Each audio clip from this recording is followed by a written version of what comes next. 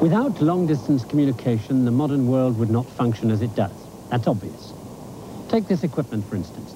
It's a receiving system in contact with a navigational satellite 600 miles up, circling the Earth north-south, so that as the Earth turns beneath it, the satellite covers the entire globe. Now, as it comes over, it broadcasts two things. It says where it is, and it sends out a continuous note at a very precise frequency.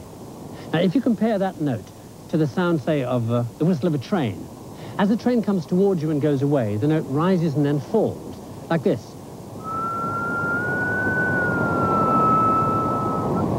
Now, the way the note rises or falls depends on where you hear it from. If you knew exactly where the train was, then what you were listening to would tell you where you were, because you'd only hear it that way in that place. And that's what this equipment does. There's the receiver locking into the signal from the satellite.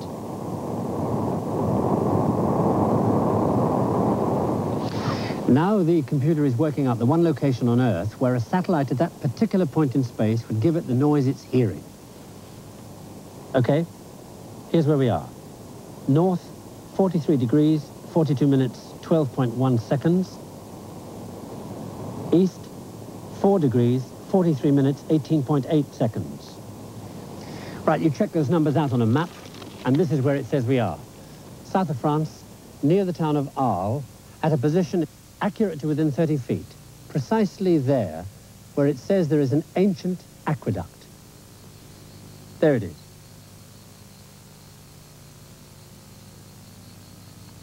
Telecommunications can pinpoint somebody, like that did. Or because he picks up a telephone, or because he's on a computer data bank. We organize ourselves better because of that. The question is, how well organized will we become? Too well? To a certain extent, the modern world would fall apart without that organizational ability.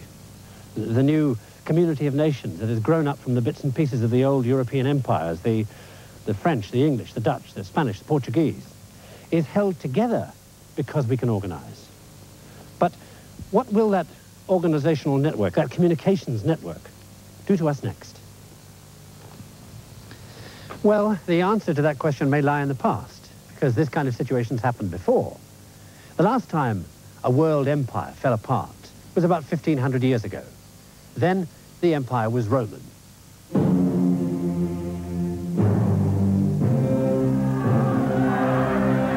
Now, this is the accepted view of the fall of Rome, you know, rape and pillage, destruction the way Hollywood does it.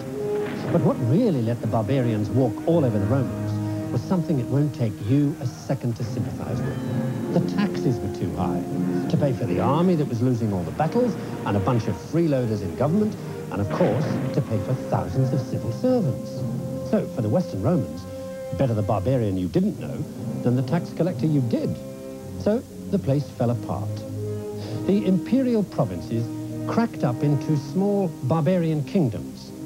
And all that big-time stuff you have to have with imperial government, you know, superhighways, theaters, aqueducts, were no longer worth the upkeep.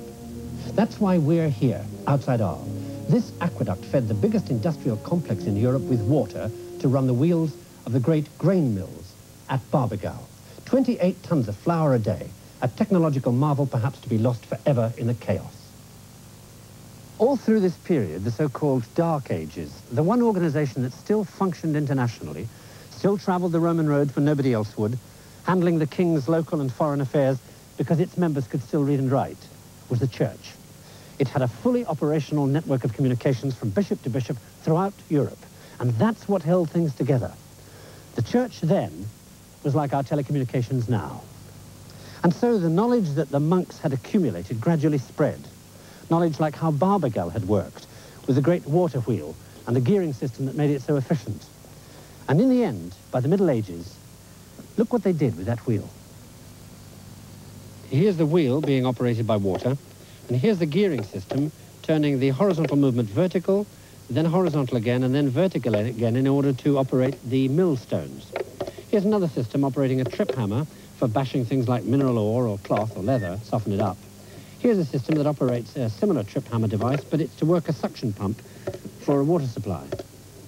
Same system again, operating two levers, pressing on bellows for a blast furnace, and finally over here, a crank that turns a circular movement into back and forward movement for a sawmill.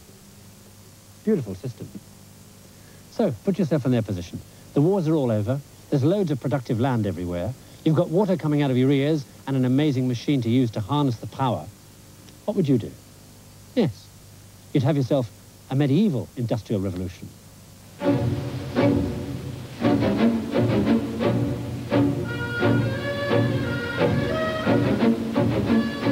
The great thing about these wheels was that they were easy to make and they'd work almost anywhere.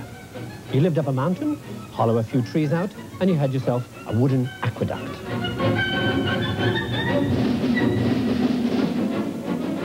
Horizontal wheels didn't need gears because they spun millstones directly above. You could turn a vertical wheel with water falling from above or flowing past below in a river. And with gears, you could slow down the effect of a fast stream or speed up a slow one. Water power made you a lot of bread, in both senses. But the star of the show was this, the cam. With a cam, you can trip hammers to pound things with, harder and faster than any human being. And build yourself mills to work. Timber, oil, grain, leather, cloth, iron, beer, wire, sugar, coin, you name it.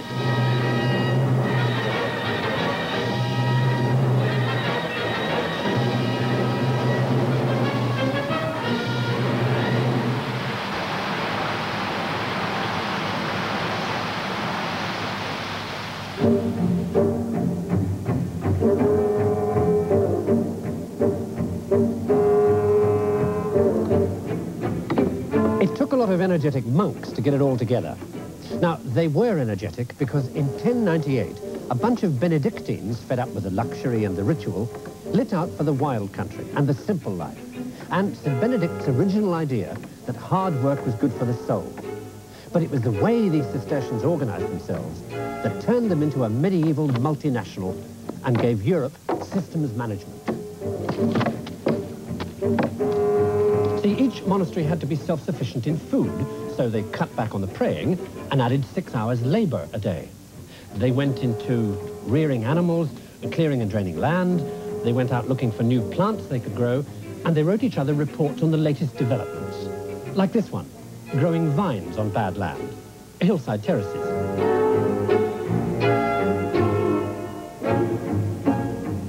They used all the technology available, wine presses, water mills, iron foundries. A Cistercian abbey was like a corporation, with the special advantage that at the end of a hard day's business, they served the house wine in the company canteen.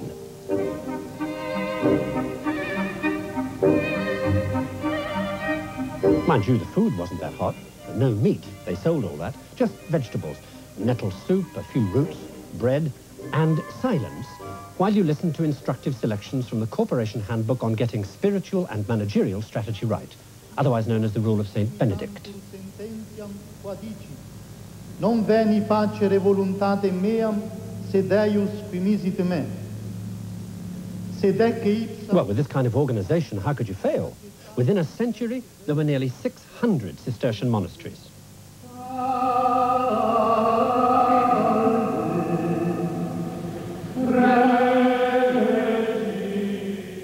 These monks did everything with fanatical discipline. Nothing got in the way. No fancy architecture or ritual or color to distract from the corporate image of efficiency. And as their lands and their management techniques developed, the news spread to the world outside.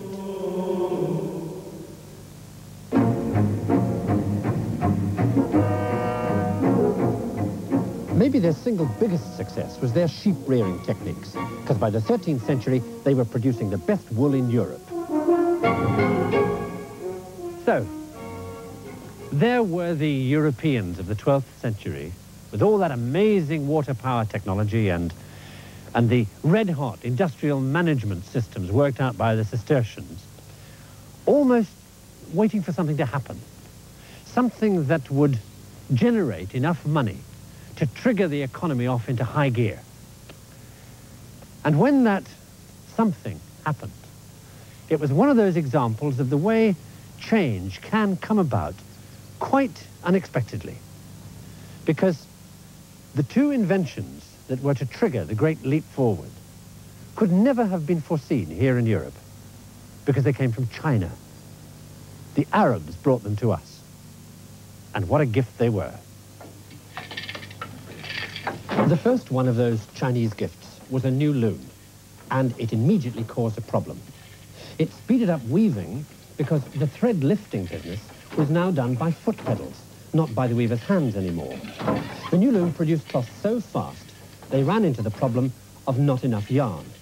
See, up to then, you spun yarn in a way that hadn't changed for centuries. You teased the fibers out of the mass and hand-twisted them onto a spindle. Took hours. Then, in the 13th century, the second Chinese idea arrived and solved the problem because it produced yarn fast enough to keep up with the new loom. It was the spinning wheel. Early on, they didn't have much more than the wheel and the spindle. Foot pedals came later. But these two simple bits of machinery fitted together like bits of a jigsaw. And when they did, the places they were used got very, very rich.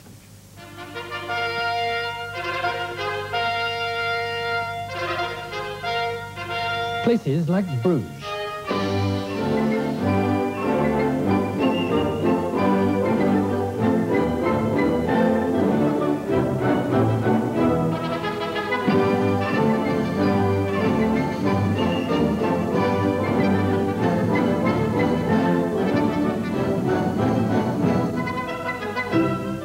Bruges was one of the richest of the medieval cities built by the woolen trade, and if you know anybody called Draper, boy, were his ancestors well off. The cloth merchants made so much loot, they didn't know what to do with it. They built roads, canals, guild halls, cathedrals. They even had their own laws. And in spite of all that, they still had enough money left for high-technology music.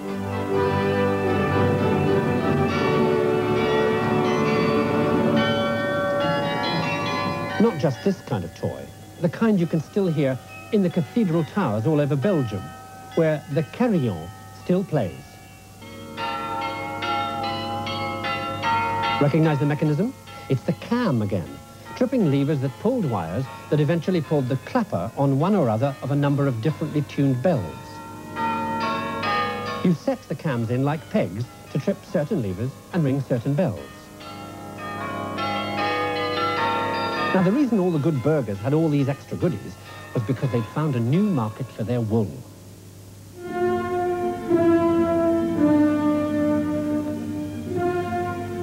See, all over Europe, people now had surplus, and surplus always looks for a ready market. South from Scandinavia and England and Flanders came fur and wool and cloth. North, through the Mediterranean, through Genoa and Venice, came silk and spices from the Far East. East, from France and Spain, came salt, wine, and Cordovan leather. And from Russia, fur, I suppose. Everybody's crossroads lay in the county of Champagne at 4 little towns where they set up the first international markets, called the Champagne Fairs.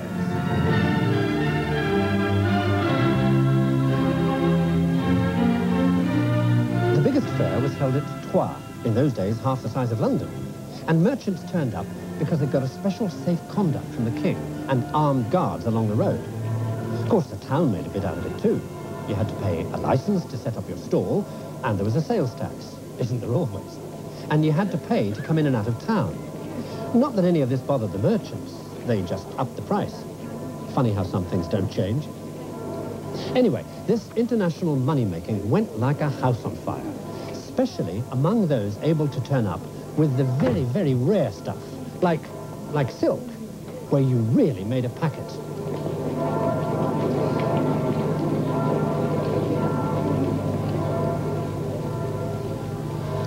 Most of the really fancy stuff was brought by the Italians, who practically ran the place. By 1275, there were no less than 15 Italian cities who had consulates here in Troyes.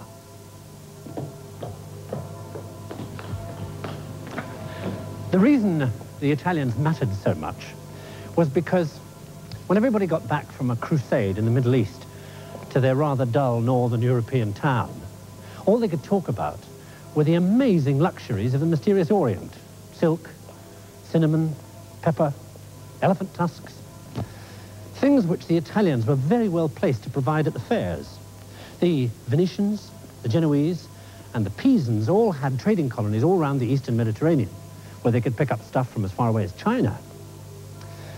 Well, there was so much money to be made here, and given the fact that the Genoese have always had a reputation for being where the profits are, it's not surprising that it was probably they who came up with a way to keep the financial ball rolling, so to speak, with this thing.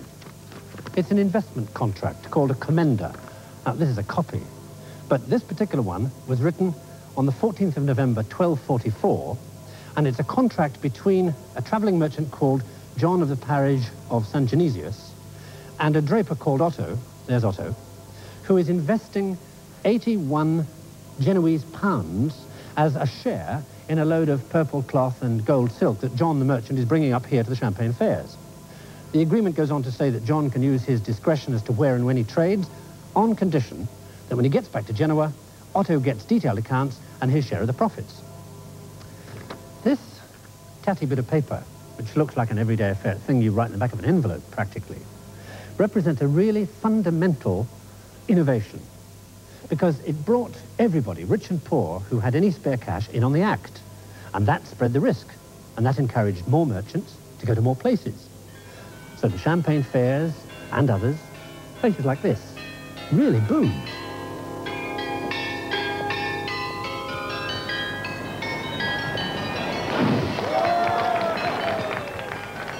It looked as if good times were here to stay. And then, at the beginning of the 14th century, came a change in the weather. Freezing winters and rainy summers. Bad harvests followed, and then famine. With little or no surplus crops to sell, money became tight, and the fairs began to fail. All over Europe, people tightened their belts. And in this weakened condition, they were virtually defenseless against attack. And when it came, in 1347, the effect was devastating. All the more so because they had no defense against the enemy. It was a flea.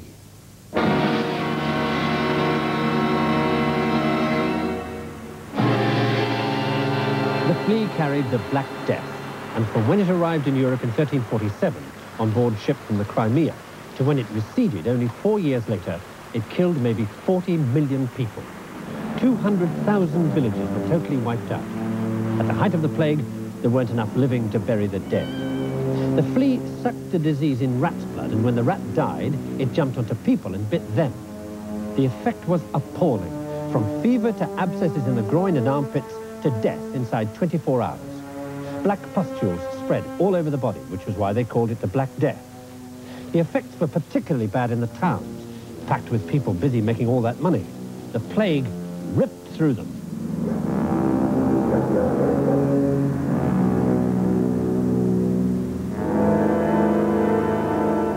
And a new face appeared in all the pictures. And for those with itchy feet, a new kind of dance you could unexpectedly find yourself swinging to. The dance of death.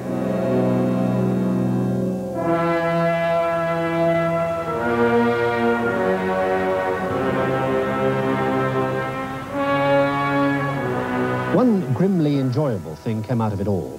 The people who died left their money to the people who lived. All they could hope for was that they'd survive to enjoy it. Well, no nightmare lasts forever. By 1351, the worst was over.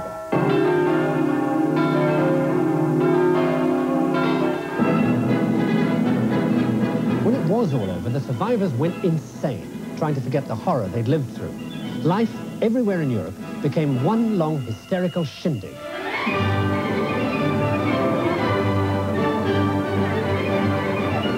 People spent the money the plague had given them on the wildest outfit they could buy. If you were rich, silk embroidered with gold wire was the thing. The middle classes went into expensive little numbers in wool and velvet. And the peasants? Well, thanks to that loom way back and the fact that flax is cheap to grow, linen was their thing. Well, it was everybody's thing, really, in hats and shirts and bed sheets. And especially if you take an indiscreet look up the nearest girl's skirt. That. Underwear. And just this once, that's the great historical trigger of change. What you're looking at now. Yes, frilly knickers.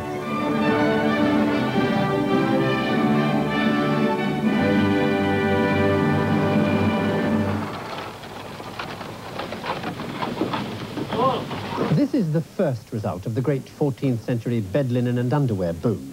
The guy who used to go around collecting bones for fertilizer now started collecting linen too. He became a rag and bone man. Why? Well, that's the second result of everybody wearing linen, because when they wore it out, they threw it away. So there was this great pile of linen rag. And guess who went bananas about that? Okay, let me give you a clue.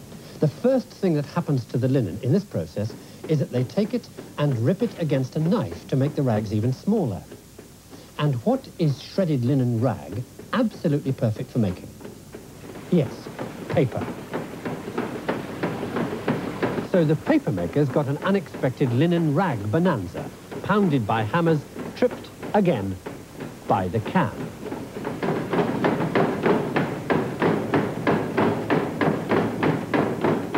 You bash the rag in water and gum for 48 hours, and the sludge you get is paper pulp. Slosh that onto a wire mesh frame, count 5, and you've got yourself a sheet of paper. Well, a sheet of very wet paper. So the next thing you do, no prizes, is dry it. Funny coincidence, the wire mesh frame. A lot of wire makers about, making all that gold embroidery people had started wearing. Anyway, the paper. You lay each sheet between layers of woolen cloth to soak up the moisture. Looks more like a sheet of porridge, doesn't it?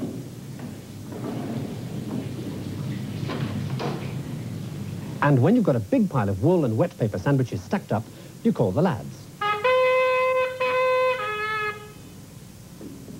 All you do now is squeeze the pile in a press until you've got nearly all the water out of the paper when you hang it up to dry, and that's all there is to it.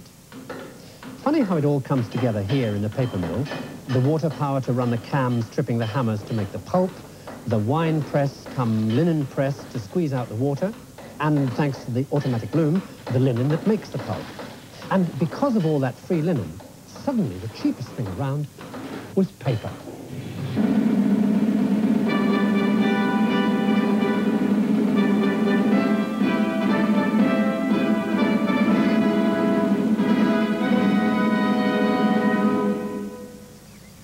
This is one of those moments in history when things come together like a jigsaw to produce something entirely new. Look at the bits we've got so far. Because of the linen, we have cheap paper. The Black Death is just over, so the economy of Europe is on the up and up. Administration is expanding. There are many more clerks needed to do all the paperwork. However, the Black Death has killed half the clerks off, so they cost a great deal. So we have extremely cheap paper, and the cost of a man who writes on it has gone up astronomically. What do you need to solve that problem? Yes, printing. And that's exactly what happened. But before the final bit of the jigsaw could be put into place, you needed one particular skill, the kind of skill, say, a goldsmith has. If you come upstairs with me, I'll show you what I mean.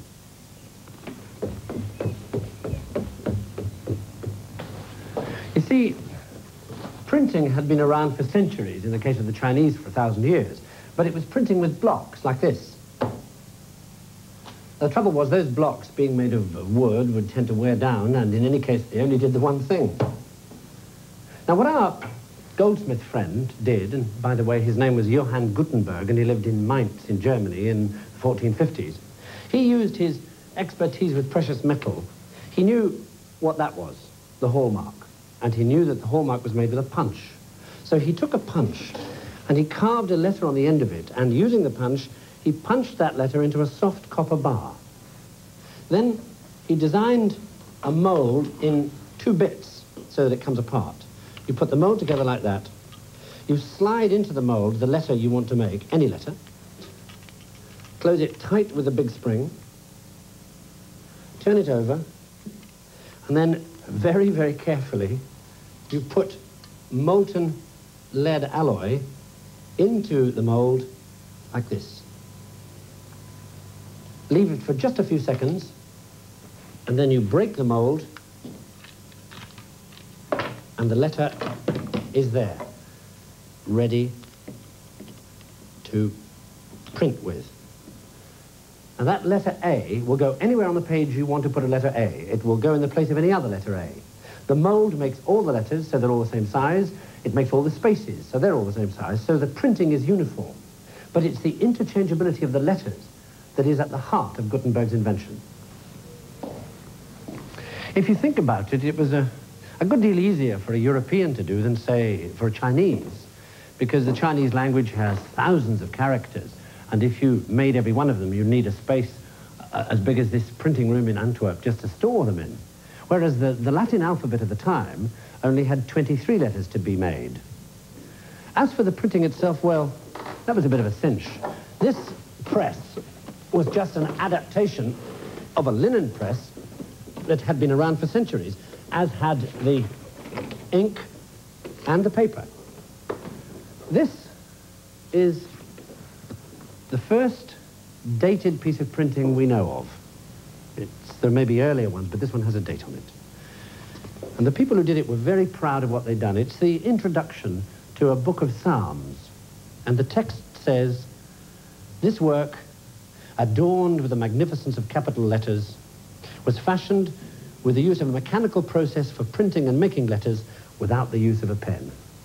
And then it says the name of the two men who were so proud of what they'd done, Joachim Furst and Peter Schoeffer. And then the date, 14th of August, 1457.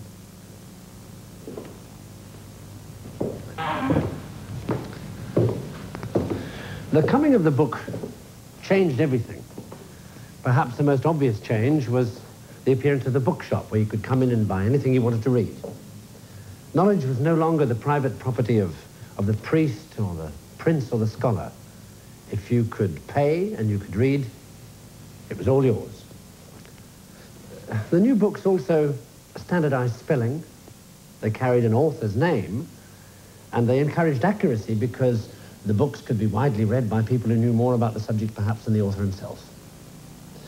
But perhaps most fundamental of all, the new books gave birth to the specialization that is the blessing or the bane, depending on your point of view, of our modern world.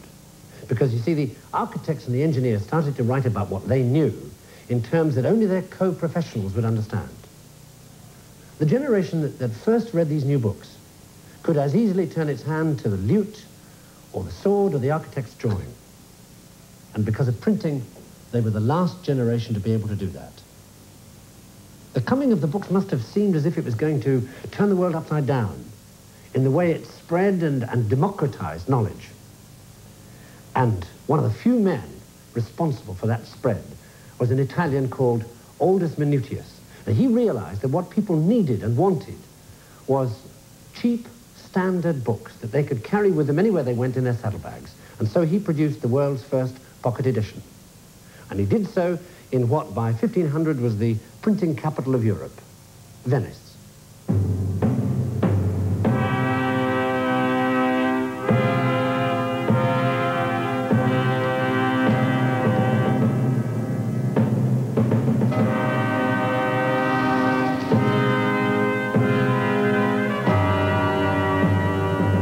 Their own trumpet a lot, the 16th century Venetians. Well, you couldn't blame them. There were, after all, more millionaires per square inch here than anywhere else in Europe. Biggest navy, biggest overseas commercial empire, biggest bank balance. Venice was queen of the seas. Of course, there was nowhere else she could have been queen of. Not much land in Venice. She was a city full of businessmen, and because of her connections with Constantinople, she was also full of Greeks. Refugees from when the Turks invaded it in 1453. And it was the Greek connection that gave the printer Aldus Manutius his big chance.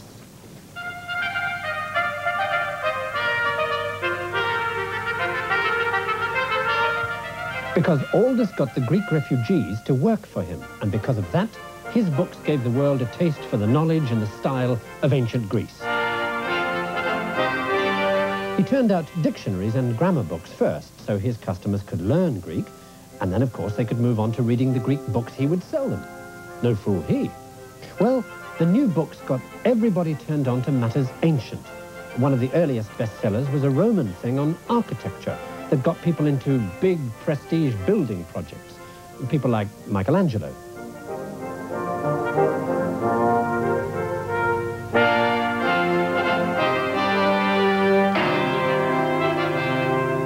Thanks to Aldus and the Venetian printing presses, in 1500, only 50 years after Gutenberg, there were no less than 20 million books in existence. In 1515, Aldous died.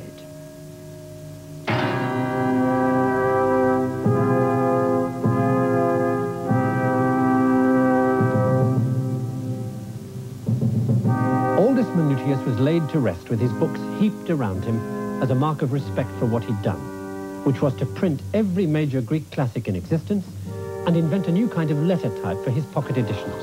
It was a kind of print that would pack a lot into a tight space. We call it italic. So now the world could start worrying about something it had never had to worry about before: the small print.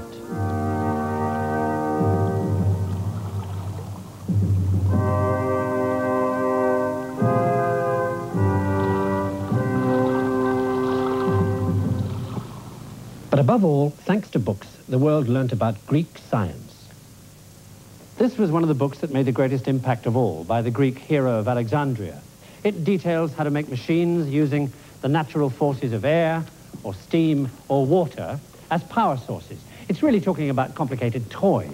But this book and others like it put the world of Greek science and the ancient past into the hands of the armourers and the architects and the engineers working for the princes and bishops of 16th century Italy. And look how the armourers immediately begin to work in the antique style. On this tapestry, this bunch of soldiers, they're using the latest in handguns, and yet they themselves are dressed like Caesar's centurions. As the wealth of the mysterious East and West began to pour into Europe and the population began to soar, the princes also began to embellish their growing cities with elaborate water supply systems, operated by the same mechanical devices as were shown in the Greek and Roman books. And in their homes, the aristocrats would hang tapestries like this one, containing scenes of fantastic inventions like the flying throne, being carried into the sky by winged beasts that can never quite make the piece of ham above their heads. Or the mythical story of Alexander the Great, exploring the oceans on board a submarine. What the princes wanted were things, toys, that would show off their wealth and position in a way that would amuse and impress their friends. And now, their armourers and their engineers had the techniques to do it. One of the most famous armourers of the time, a fellow called Bartholomew Campi, switched, for example, from making this rather complex armour, a gauntlet, to making things like this. It's a clockwork tortoise carrying the god Poseidon, and it was used at the dinner table because they would set it down and it would take toothpicks from one guest to another around the table.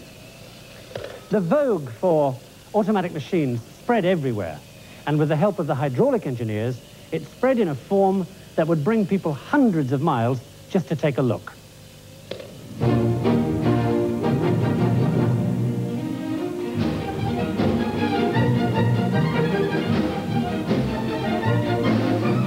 This is one of the best ones still working, the castle of Hellbrunn outside Salzburg, built in 1615 so the Prince Archbishop and his guests could have a little water-powered fun and games. The whole place works on water turbines running the familiar cylinder with pegs in it, operating a 16th century Disneyland.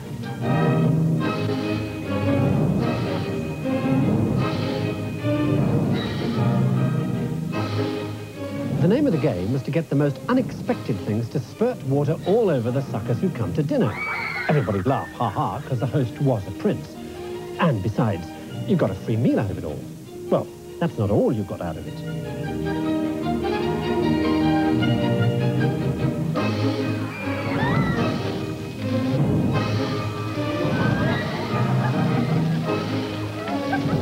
Of course, haha, you couldn't get up until the prince did, and of course, haha, he didn't need to.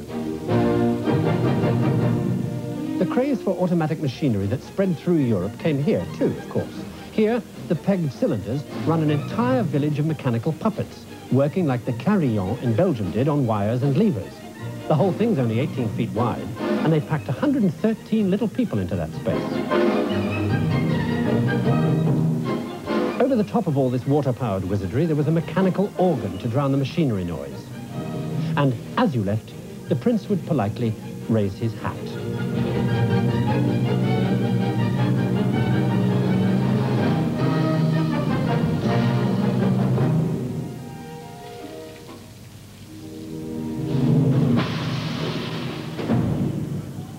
Mechanical organs and things might have stayed just that if it hadn't been for another craze sweeping Europe, a mania for Chinese fashions, particularly in dress, when, at the beginning of the 18th century, very complicated patterns became all the rage, especially in France, and particularly in silk. By the beginning of the 18th century, the demand for this kind of pattern was giving the silk weavers of Lyon a real headache, because silk weaving isn't just a simple over and under business of ordinary weaving, it's much more complicated. I mean, take a look at this. This already complicated pattern, if you follow it across, there you see suddenly for about 5 threads that particular orange. So it comes in, say, at thread 530, and it disappears again at thread 535. Now, if you get that one thread wrong, you've blown it. Let me show you on this little model loom here how they cracked that problem. Every thread runs through a tiny ring on a cord, so that if you want to lift the thread, you pull the cord up, the thread lifts, and in this case, the crossing thread would go underneath and in the final pattern not be seen.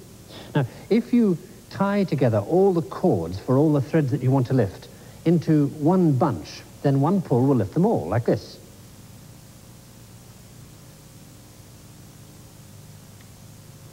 Now, in a complicated pattern, there would be a lot of those cords to pull, and the children whose job it was to do it would get tired and pull the wrong cords and maybe ruin a week's work. So in 1725, a Lyonnese weaver called Basile Bouchon solved the problem because his father was an organ builder. Because his father used these things for his automated organs. Remember the organs? He used the same cylinder with pegs in it to make music as they'd used in Belgium to work their bell-ringing carillon. And they'd originally got that idea from the cams set onto the shaft of the paper mill. Bouchon saw that the piece of paper that you give to the carpenter to tell him where to put these pegs on the cylinder was, in fact, a kind of control mechanism. So he put it on a loom. Look, each control cord comes over and down here, and whether or not it's moved depends on this horizontal needle here. Okay, now for the control mechanism part. What Basile Bouchon did was put a roll of perforated paper up against the needles, the cross needles, and where there was a hole, the needles stayed put because they came through the holes. And where there was not a hole, as in the case of these 4 needles here, the paper pushed the cross needles so that all 4 needles and all their threads operated simultaneously like this.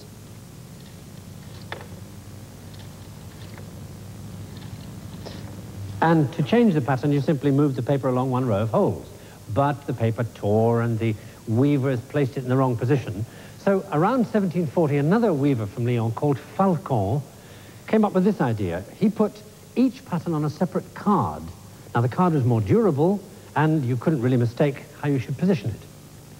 Around 1750, one of the greatest machine makers of all time, a man called Vaucanson, who was also the inspector for silk factories, automated the entire process. He put the perforated roll around a cylinder and mounted the cylinder on a chassis which went backwards and forwards on water power like this. And as it did so, it clicked forward one row of holes automatically each time. Now, that was limited to how much paper you could put around the cylinder, and it put men out of work. So for nearly 50 years, this loom mouldered unnoticed here in the Paris Museum of Arts and Crafts, until just after 1800. Another weaver who happened to be here at the time was asked to put it together. And in doing so, he made a few changes.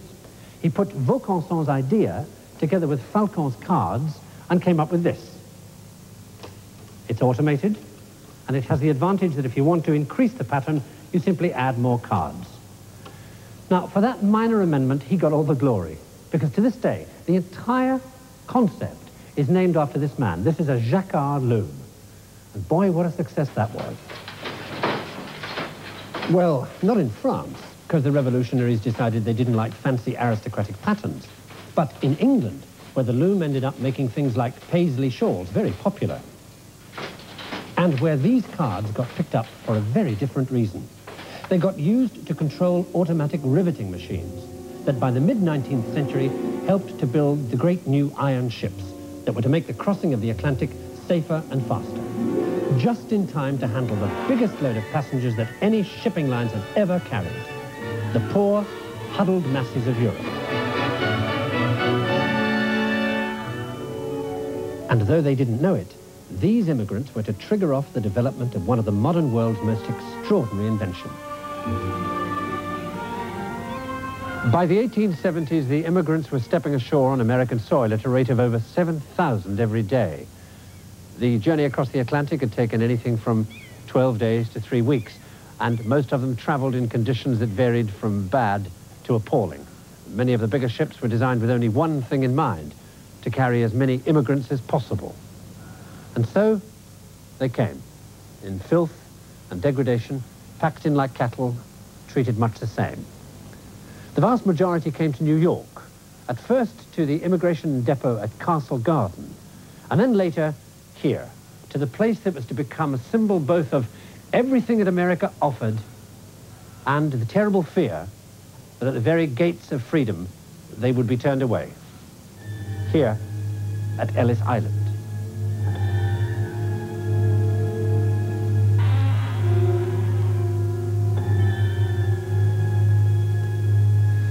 It took only a few hours to be accepted or rejected, and much of that time was spent confused and bewildered, waiting, clutching their cardboard suitcases tied up with string, everything they possessed.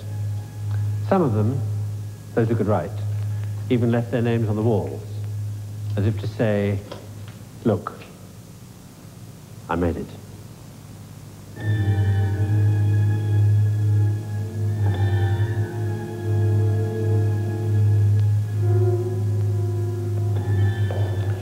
And then came the moment of truth, the point at which they either passed or failed the test to become American.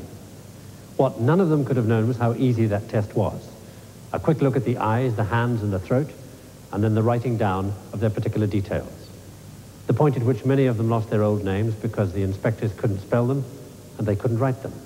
So they became Smith, Brown, Jones. 8 out of 10 people passed the test. But with one inspector handling 500 people a day, it was almost a case of, if you could walk, you were in. In the 30 years between 1850 and 1880, nearly 8 million people got in. And as the country grew and the frontiers pushed west, the immigrants were swallowed up to disappear in the vast open spaces of this enormous country. The trouble was, every 10 years, the government had to find them all again for the national census. And as the population soared, the paperwork for doing that became unbelievable. And then in 1880, an army surgeon called John Shaw Billings, who was working on the census, was watching the mountains of paperwork being shuffled when he happened to mention to his young engineer assistant that he reckoned that the Jacquard cards with their punched holes ought to be able to carry information. You know, if a man was married, you'd punch a hole, and if he wasn't, you wouldn't. The young engineer, Herman Hollerith, worked on the idea and came up with this. It's called a tabulator, and it works on cards like these, the size of a dollar bill of the period. Now, Hollerith chose that size because they already had holders for dollar bills, and what that meant was he wouldn't have to design and build one himself. No fool. So, you put the card in here. Now, let's say we're talking about a white male, aged 35, who is single, lives in Maine, and came originally from Russia. Right, you punch white, male, 35, single, the code for the state, Maine, and finally, Russia. Now you take the card out, see the little holes, and put it into this press. Now, when you push this press down, these little needles here with springs on them either go through a hole or they don't. Remember Jacquard? And if they do go through a hole, they make electrical contact down there. And that triggers these counters up here 1 click forward. Now, depending on what you want to count, you program the counters. Say you just want a general population figure, then all these are the states and territories, of which that is Maine, and that one in the corner is the grand total. So our man in Maine would add 1 to Maine and 1 to the grand total, like this. And the bell told you you'd done it. Now, the census involved much more detailed analysis than that. So Hollerith also designed a sorter, this cabinet with lots of boxes in it, connected to the tabulator. Now, let's say you want to take a particular look at all 35-year-old men. What you do is program the tabulator so that when one of them comes under the press, it causes a particular box to flip open, like this. And you pop the card into the box, and at the end of the day, you took out all the 35-year-olds and ran them back under the press to see where they all lived and to see how many of them there were. And you could do that with any bit of information on a card or any mixture of bits of information on a card. Well, the 1880 census had taken over 7 years to complete. With the new tabulator, the 1890 census was finished in half that time, and they checked the total twice. 62,947,714.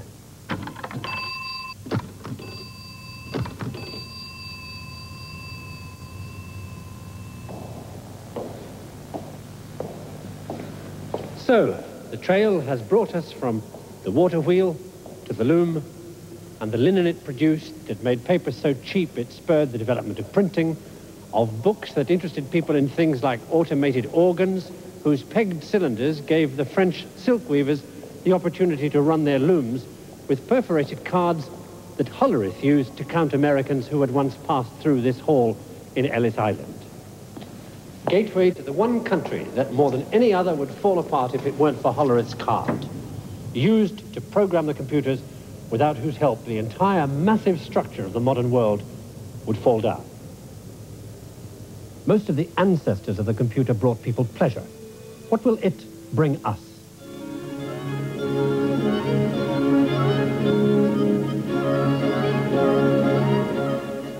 Coming up next on Channel 13, the compelling story of conservatism in America. There was the case of Alja Hiss, then Barry Goldwater's unsuccessful attempt to win the presidency. Later, the rise of the New Right and neoconservative groups in America up to the present with Ronald Reagan in the White House. Stay tuned for The Conservatives, TV worth watching, next on Channel 13.